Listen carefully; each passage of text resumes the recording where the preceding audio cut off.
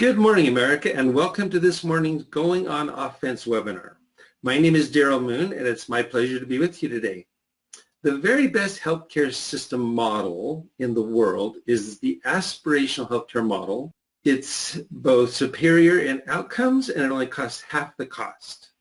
South Central Foundation's NUCA system of care in Alaska is the best example of this model of aspirational healthcare. They're the only healthcare system that has won the President's Malcolm Baldrige Award twice, once in 2011 and again in 2017. Countries come from all over the world to Alaska to learn how the NUCA system of care could be so much better than all the other systems, half the cost and far better outcomes. Well, wouldn't it be nice if we could all purchase healthcare from South Central Foundation's NUCA system of care? Well, we can't. However, the closest thing to the NUCA system of care is Redirect Health's program that is available to individuals and employers across the country. I'm honored to have as my guest panelist today the Medical Director of Redirect, Dr. Janice Johnson. Welcome, Dr. Johnson, and thank you for being with me today. Good morning. Thank you for having me. So first of all, Dr. Johnson, will you take just a minute and introduce yourself? Sure. So my name's Dr. Janice Johnston. I'm the co-founder and chief medical officer for Redirect Health. And I'm a family practice physician by training. I'm trained in Toronto in Canada. Moved to the States in 1995 and learned a lot about this complex American system here. There's a lot of pieces, a lot of middlemen, a lot of confusion, differencing in pricing and access and all sorts of things. And so after learning a lot about the American system, how it worked, my husband and I, who was the other co-founder of Redirect Health, we decided to change things up a little bit for our company. We had clinics here in Arizona, and we decided to go self-funded as a company. And probably a little bit of a risky endeavor for a small business such as ours.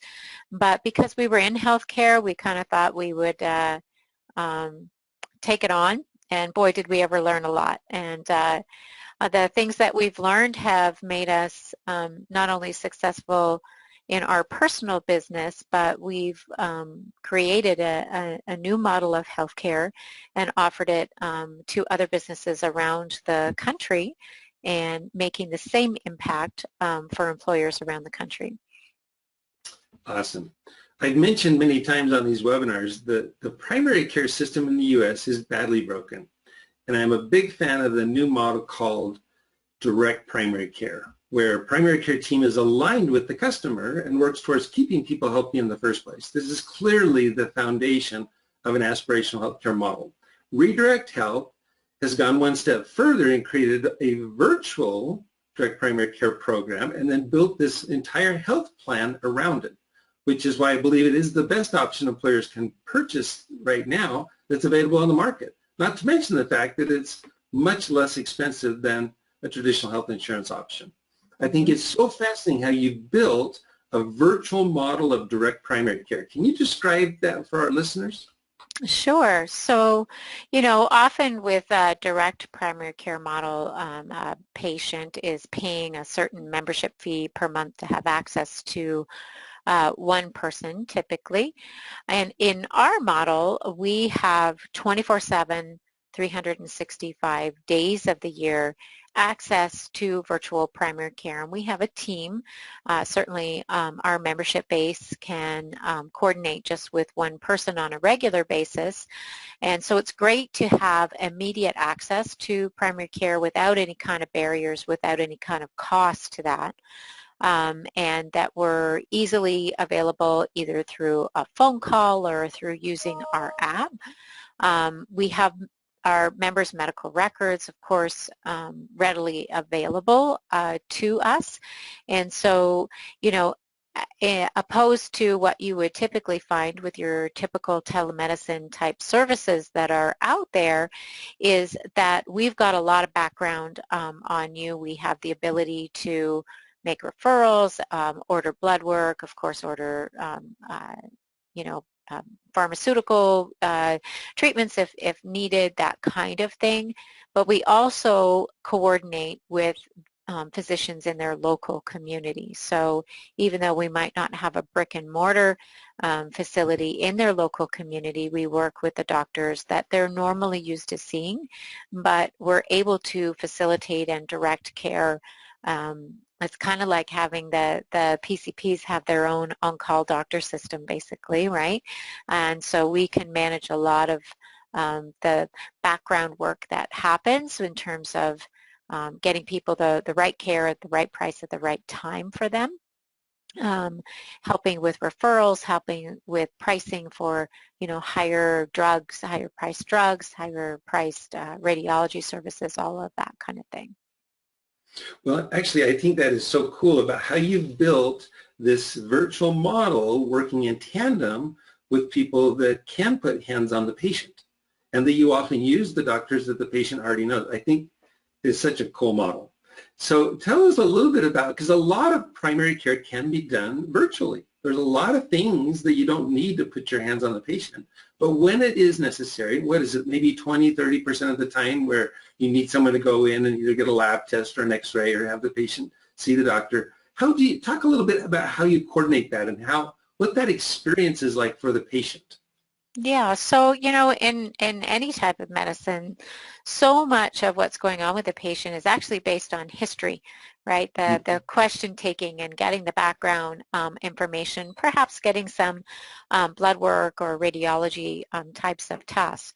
And so having the ability to really assess our members and follow up with them on a regular basis, we can really make some good recommendations for care.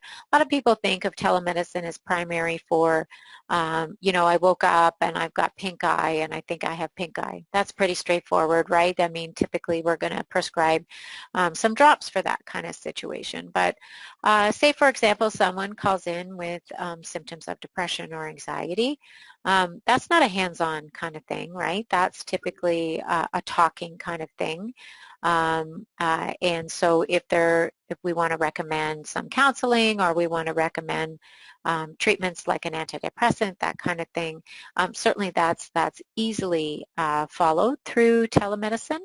The other is just following up on test results, right? So when you go get your physical every year and something's off with your blood work, what does your doctor typically do in our traditional world is that they ask you to come back, right?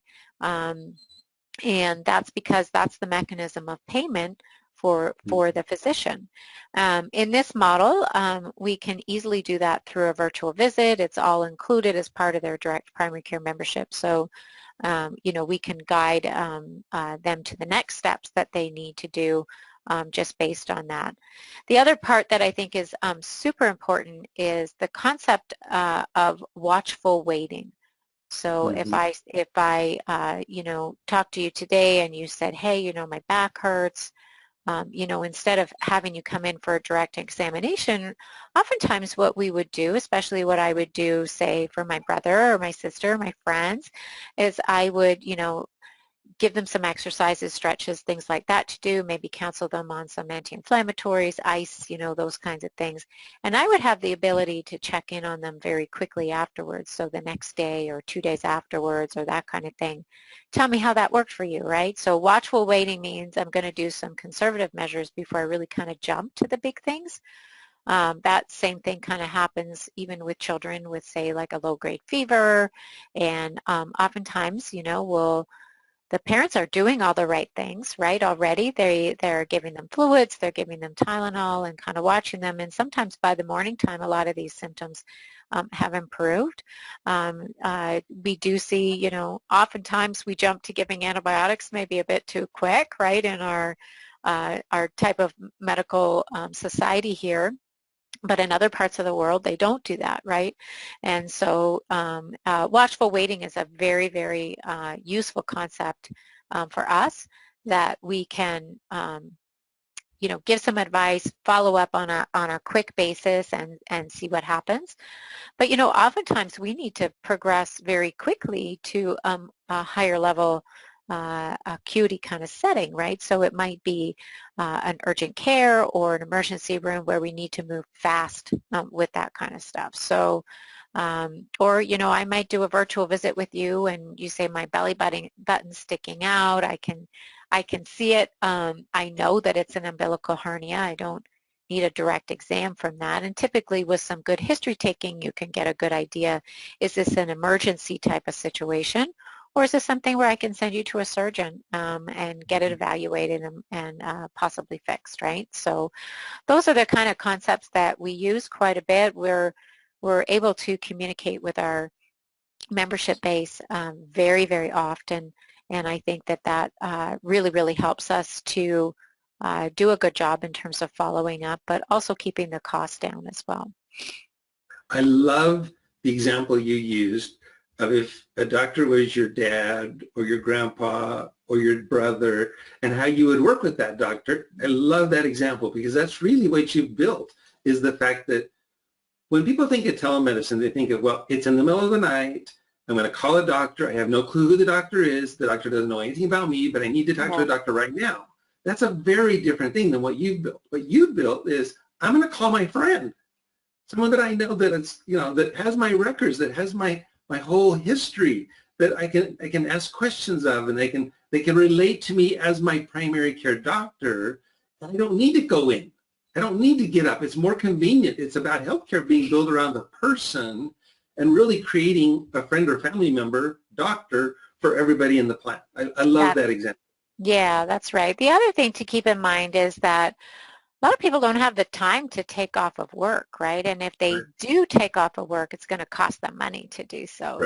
Right. The ability to have your visit at a time that's convenient to you, whether that be in the evenings or on the weekends or be, you know, early morning before you go to work on your lunch hour, that type of thing. In our traditional healthcare model that we have in the U.S., that doesn't typically work, right? So doctors' offices typically will work, you know, the 9 to 5 kind of shift. A lot of them take off Fridays, you know, they're closed for extended periods over the lunch hour, and that might be when people have the time to go get their care, is during their lunch break and things like that. So we'll time our visits for people's break from work, and we are very good about making sure that we call it a schedule a call back, and so we make sure that we reach out during that time, so because we know that that's the most convenient for the patient. Right. I truly believe that you've created the standard on how to be proactive in addressing health issues for your members. Can you describe how you and your team go about not just simply reacting to a health risk, but actually identifying health risks and then proactively addressing those? That's one of the best things about what you do. Yes, so we have a couple of different models that we use to approach that.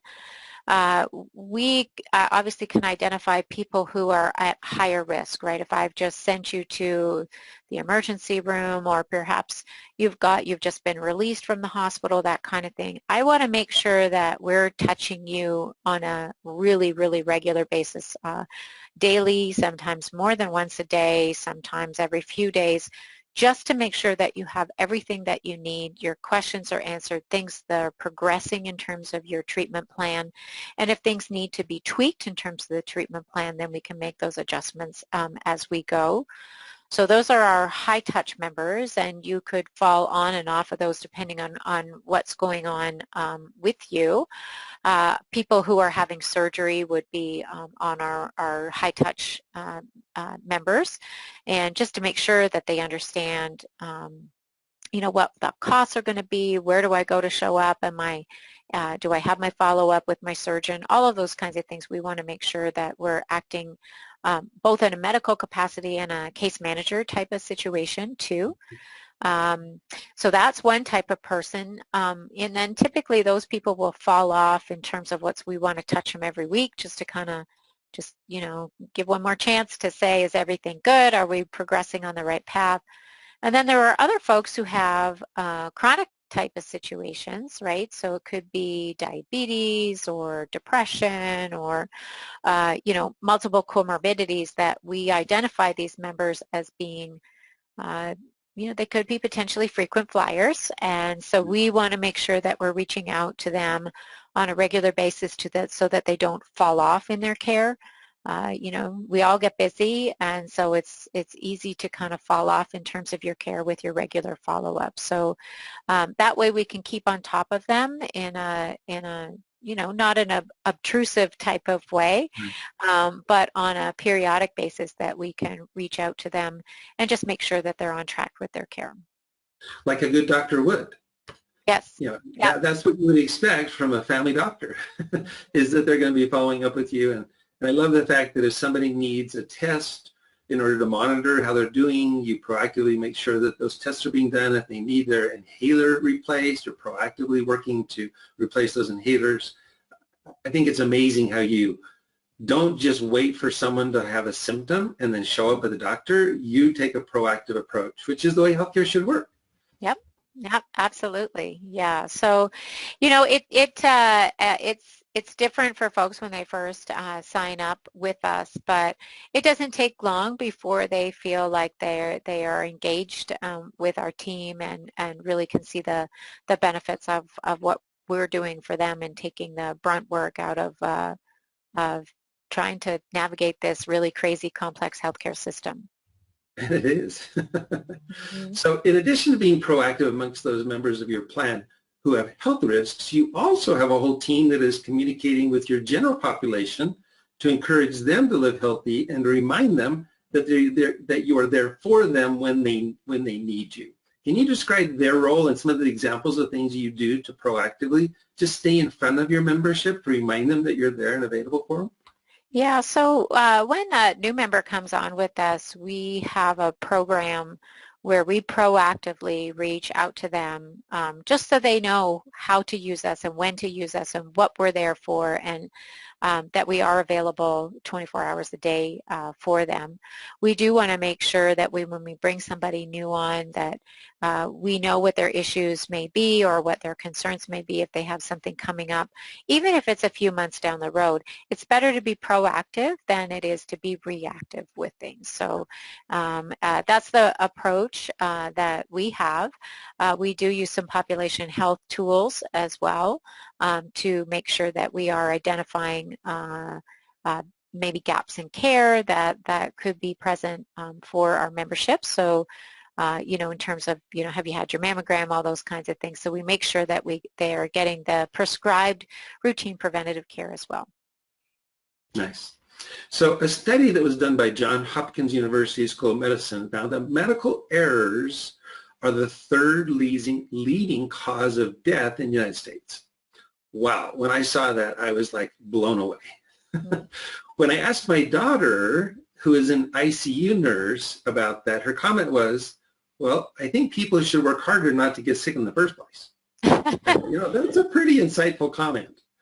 Almost 90% of all healthcare costs can be traced back to lifestyles and behaviors. So clearly, individuals are accountable for the root cause of many of those medical errors, and your program is working hard to help people stay healthy in the first place. However, many of those medical errors come from the lack of coordination that so often exists in the healthcare system. Many times the system relies on the patient to be the primary coordinator between the different silos within the system.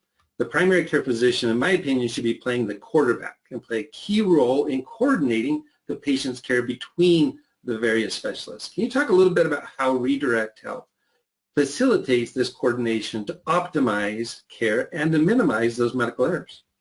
Yeah, so when we interact with one of our members, we're doing an intake consultation and notes, just like you would do if you were in your doctor's office. It's the same kind of setting. We're able to transmit that directly to the in-person physician if that's needed.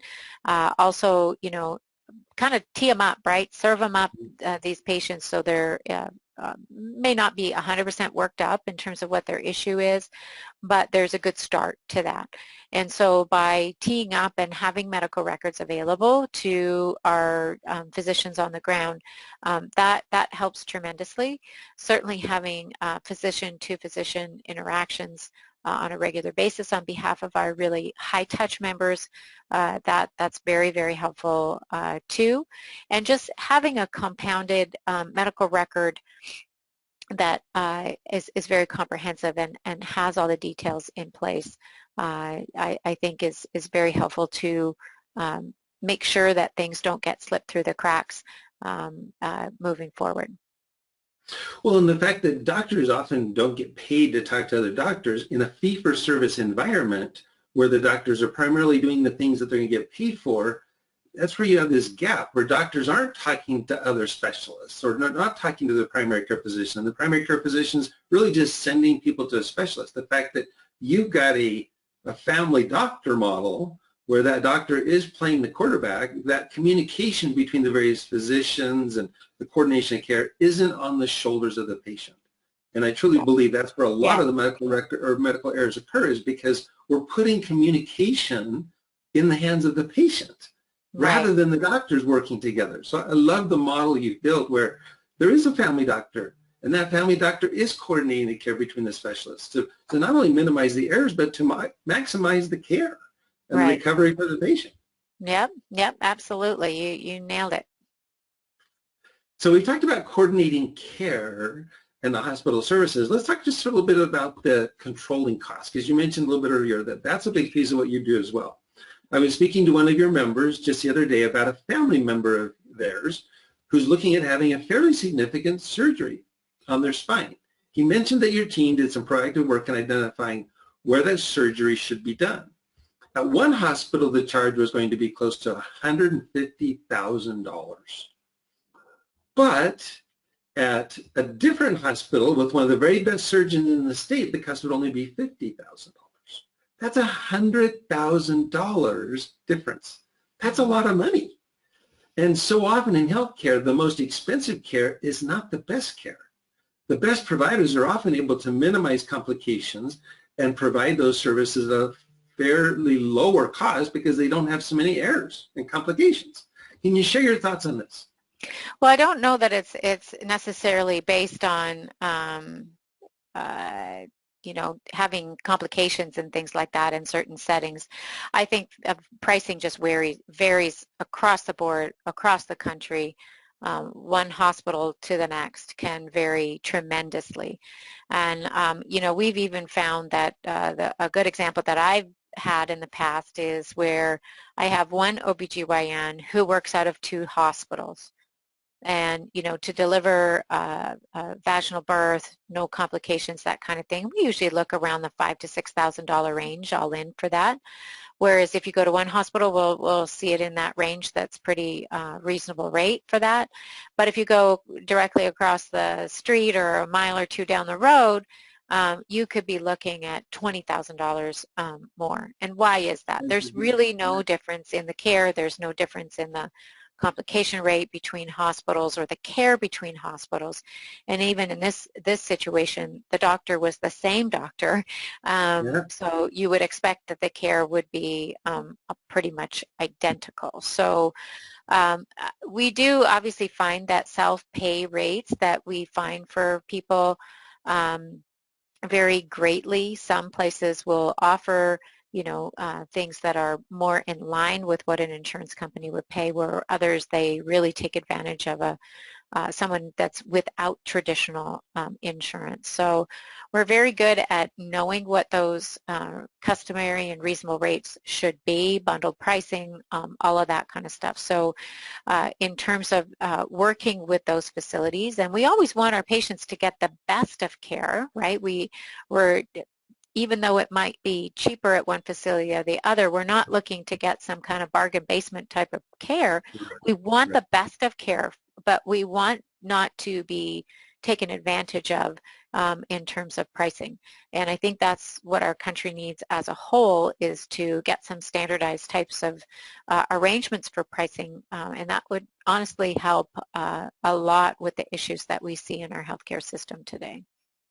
Well, and just to complement what you're saying, we have the most expensive healthcare system in the world, twice as expensive as most other healthcare systems. And a lot of it is waste and just unnecessary additional costs. And a lot of it is what we were just talking about.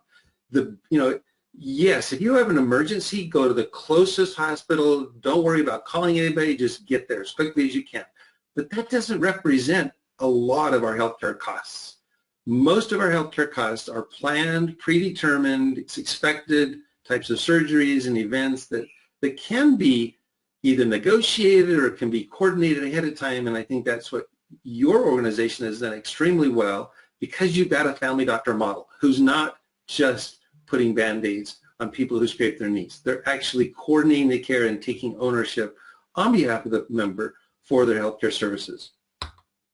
Oh. Is there anything, maybe in closing, since we're running out of time, anything that we haven't shared or talked about that you think is an important message that our listeners should know about the way you do healthcare?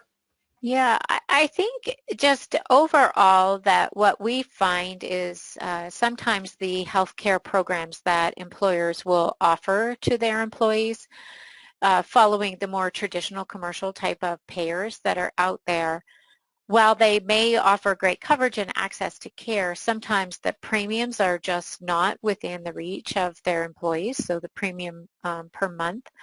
And then even if they do pay that premium, when an event hits, being able to afford a deductible can just make the care unattainable for people. So offering our program, which helps to address some of those things, really, I believe, gives great access to the broader spectrum of employees across the country, especially those that might be earning sort of, more minimum wage or a little bit higher than that.